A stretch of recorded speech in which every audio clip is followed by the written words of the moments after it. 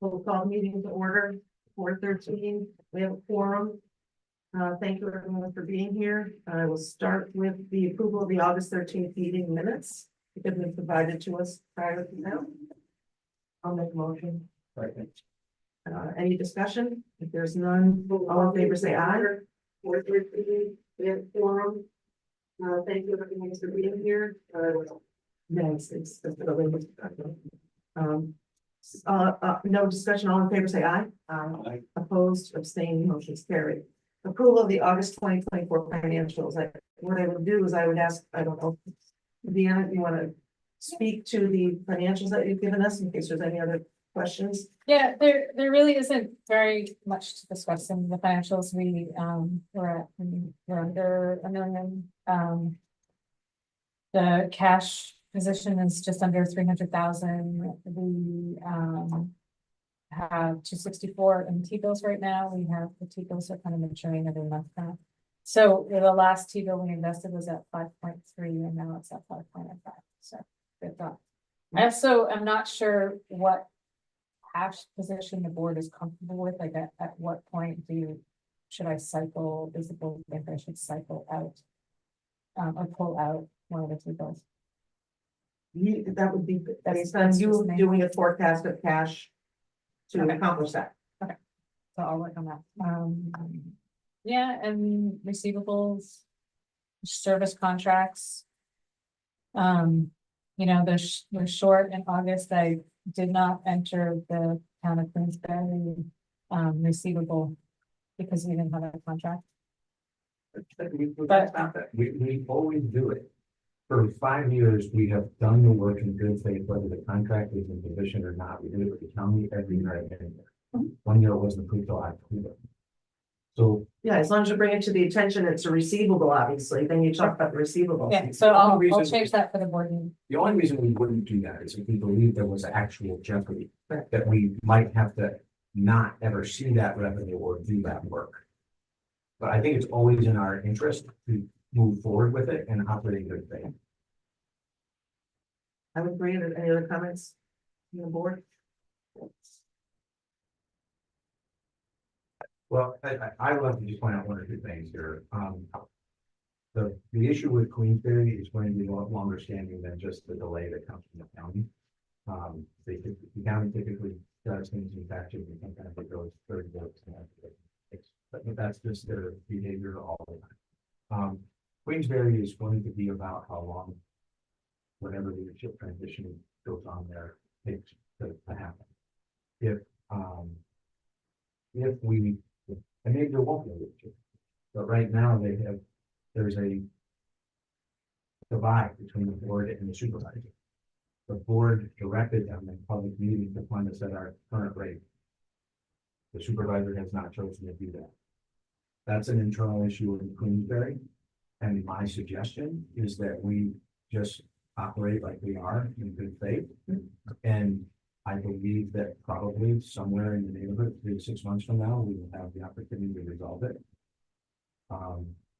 But it would affect our cash position. Yeah. And so that's something that she will have to factor into. Like receivables a bit higher. Right, and it's possible that we may want to explore reserving some funds. And I had originally thought we might take them out of our reserve, but our fund balance.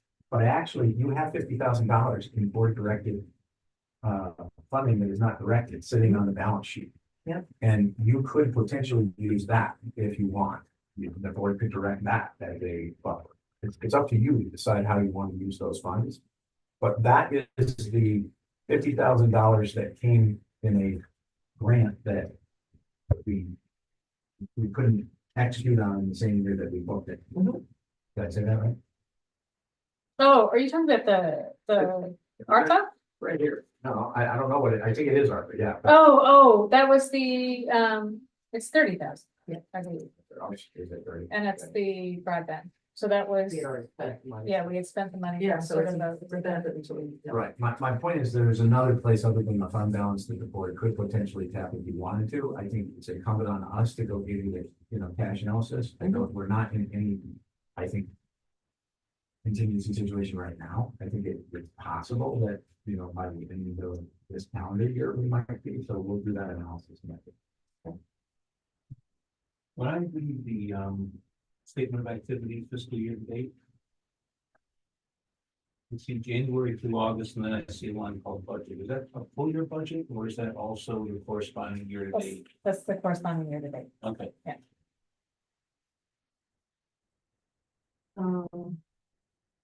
Okay, I'm just trying to make sure I understand how. FYTV.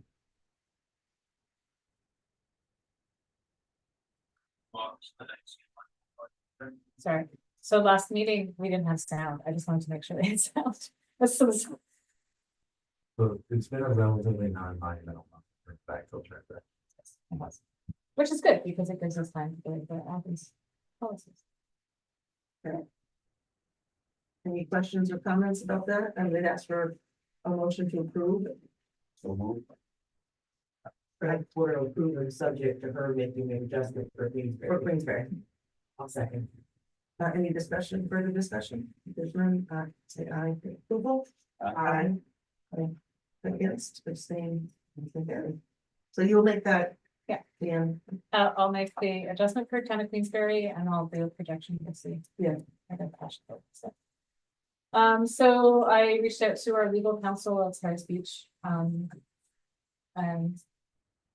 what I provided you was a copy of the corrected or the revised, agreement between LBC and EDC, and then behind that is the red line, so you can see that the changes were. But essentially, the largest change was that, paragraph or item 16 was added for indemnity. For now, we have full 2 weeks.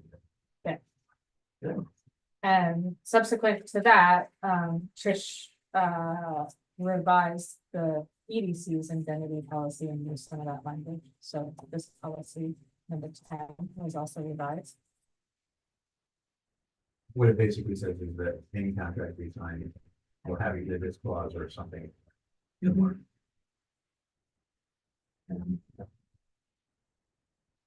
So should I just keep going through them or should we stop on each one and? That's up to, You could approve them together, or you can do it one at a time, and talk about them whenever you want. I think it's pretty straightforward. why don't you keep going until then we'll stop at, after you get to 22, and then we'll go back. Okay, so the membership policy, the Tricia and the governance committee, revised it this year. I think this was following a conversation that they had where they wanted to add a membership for individuals. I think this was following the get together that we had with Funds Falls Living. So we've changed some of the tiers, and you can see that. So we added a 2,500 tier and we added a 100 tier.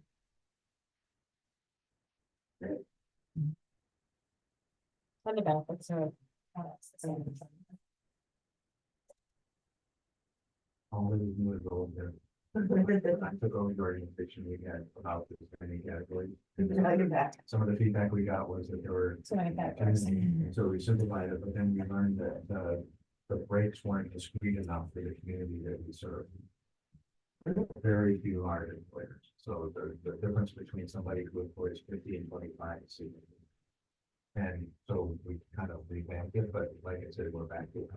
It was also requested that I send invoices to everybody at the end of the year. Which is another thing that Yeah. we did and we stopped. Well, so I'm not gonna make them in QuickBooks. I'm gonna make them in Excel. Because if I make them in QuickBooks, then I have to write them off. And as long as the US employees, but I agree with you, you can make them outside. Yeah. I think it's probably better to create a dummy invoice that essentially triggers the system, but as long as you don't mind keying it in when you get paid. No, I'd rather only key it in when I get paid, not. But essentially what we've learned is that the number of people who complain that we didn't give them something that they could enter into their finance system is greater than the number of people that complain that you gave me an invoice for something I didn't tell you I wanted to. You have actual invoice numbers on your invoice. We can't. I think you should put actual, because that's what my system Oh, can't yeah, accept, I yeah. have to make it up if you guys don't give me an invoice number. Okay, we'll put it in. And that's how most systems track that they don't double pay people. It's the date and the, Which is it's actually fair. first it's the invoice number, second it's the date. Mitch did that one. He did it. So if you could put an invoice number, I think that would help Do everybody. you have an idea about the timeline when you think they should go out? Like, when would you like to receive that in your? Are they for January 1? They are, I'd say but, October. Okay. The people are doing what? I don't know, I'm not the only person here. You want to give them time to adjust. Yeah. If they've already set up a budget, but haven't yet finalized it. Right. yeah, okay. December is just too busy a month, you know, with everything I'll goes on. get them out on the first of October. So we just went over, the service provider agreement with the changes in the, CYA area. Yeah. Policy 10 and 22, are there any, questions? I would call for a motion to approve all three. Oh, Two. no, you're right. Service provider, policy 10 and 22. I'll move. Second on that? Policy 3 here attached. We'll do that. I think we're still gonna do. That's the down last- below. I will Oh, okay. review, this is review. of I'm policies. sorry, I was just following the policies. Okay. Is a second on that? Second. Is there any discussion? Judy, would you like to discuss? No. Good. All in favor, say aye. Aye. Aye. Opposed, nay, abstained, motion's carried. So discussion regarding staffing, is this an executive? No, I think all I want to do is make sure we know that the things that were asked for are in motion, so we don't get happen. Okay. Thank you. Any questions from the board? Okay, we move on to review of policies, which is policy 2 and 3. Would you like to speak to them, please? I mean, nothing has been changed in these policies since they were approved in March. If the governance board is just doing the due diligence and rereading them, making sure that everything is in order and up to date, which, you know, for the indemnity policies, there will take some changes, but, yeah, I don't see anything in either of these that needs. Do we have to sign this every year? Yes, we reapprove them every year in March at the annual meeting. Did we all sign it? Yeah. Well, you don't sign them, it's just it's like, it passes it as each. Yeah, but we do sign. Well, no, when the board approves them by resolution, I went to become. Oh, okay, but we do have, we must do a confidentiality or conflict of interest. Don't we have to do that as board Actually, members? we signed it the Yes. last. Oh, this couple is- days ago. Yeah, this is your conflict of interest, that is, Fiduciary, it comes with, it does have to be approved annually. Okay. That's one of the things that we collect at that time. I just don't know. So why are we doing it again if we did it in March? we're just, Governance committee suggested that we review them throughout the year rather than all together in March. So their view here is if we reviewed the policy in the last 12 months, by the time that we submit them in March, then nobody has to spend time reading through 100 pages. 22. They would have already done it 2 or 3 at a time. I'm okay either way, but this was the way the governance committee asked us to execute. I mean, the reason why we do it in March is because it's in keeping with the ABO reporting, which is. You should have by the end approved of March. You just, But instead of having like, We're gonna do it again but, in March. well, no, you're going to approve what you have spent the year reviewing. you're not actually approving this, right? All you're doing is looking at it to see whether or not there's anything you want to suggest be changed. And while we have lots of time to do it, like we did on the. Yes, right, that's the other, yes. Well, the only thing that I suggest that you do is that you check the ABO website and see if they're recommending any changes. Okay. Because they have their own drafts. Okay, that's a good point. We know that. And then it's policy 2. There's no question who on policy 3. Like the, Well, really all we're doing is introducing them to you. yeah, And if you had any input, you would be able to give it to us between the next meeting, I mean, now and the next meeting or at the next meeting. questions?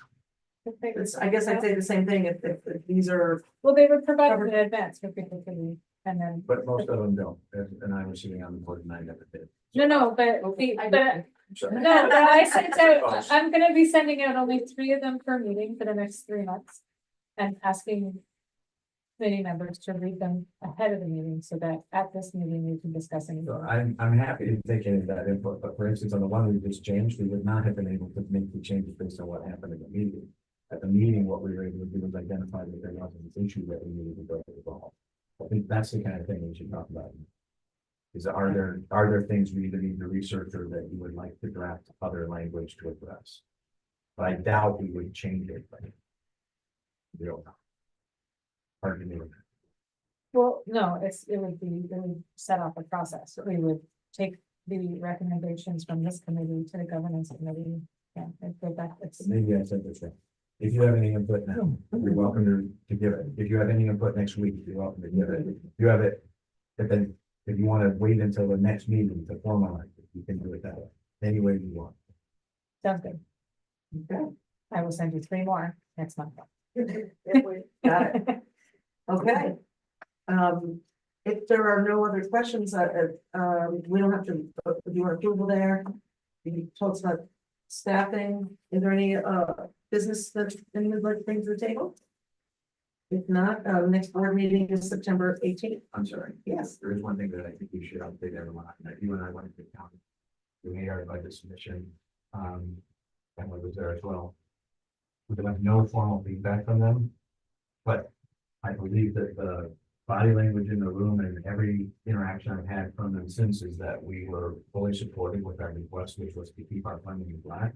We did not submit the budget that was reduced by the amount that other county organizations did. And our input was received and we submitted it. So I think that's a very good sign. If I had any concerns, I would share them with you, but right now I think one of the things that would help, and I will say this again at the full board meeting, is it is never too late to either engage people personally that are on the board of supervisors or to send a letter on behalf of your role as either a board member or the organization that you. To the county, Right. to your county rep or to any county rep or. I think you could, we gave you a template. I think we sent one out, but if there's any question, it's generally directed at John Kaplan, who's the county administrator. But it gets shared with all of the supervisors. Who's chair of the committee now that oversees economic development? Any. And of course, Frank is there, Frank, Frank's a budget officer. he's the budget officer, so he. Kevin always sits there as the board chair, although he doesn't have any role in this meeting. John Kaplan sits there and actually runs the meeting. Yeah. And an attorney and a finance person are typically there. But Nate always attends as because this was where the things that he oversees, the planning department, LIBUS, workforce organization, and economic development, where their budgets were discussed. And he was very supportive. And so this was the committee, not the full board. Right. So what happens at this level is that they will then summarize all of this and put it into some proposed overall budget and submit that to the full board. And in the past, some of the fireworks have been in the committee room and some of them have been on the full board room. So that's why I say that it's never too late for us to, advocate. And who are the problem board members that run those places? Well, Jack has essentially made plans to not just reduce our funding, but to defund us completely. Yeah. In the past, there have also been questions raised by board members that are no longer there. So I can't tell you where it would come from now, if it would come from at all. Jack's still around, but he has not indicated that that's where he's going. Sorry about that. That's okay. So the next meeting is September 18th for the board, and then the next audit is October 8th. And if there's no questions or comments, I would ask for a motion to adjourn. I think I'm probably not gonna be at the board meeting on the 18th. I think you've been a forum now, but I probably won't. Someone's keeping track of that, right? Yes, So, yeah, I have that. motion to adjourn? Second. All in favor? Aye. Thank you. Now you can turn us off.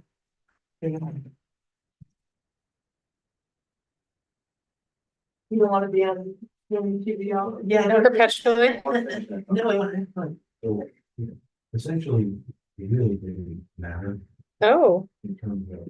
were we broadcasting? Yeah, we were.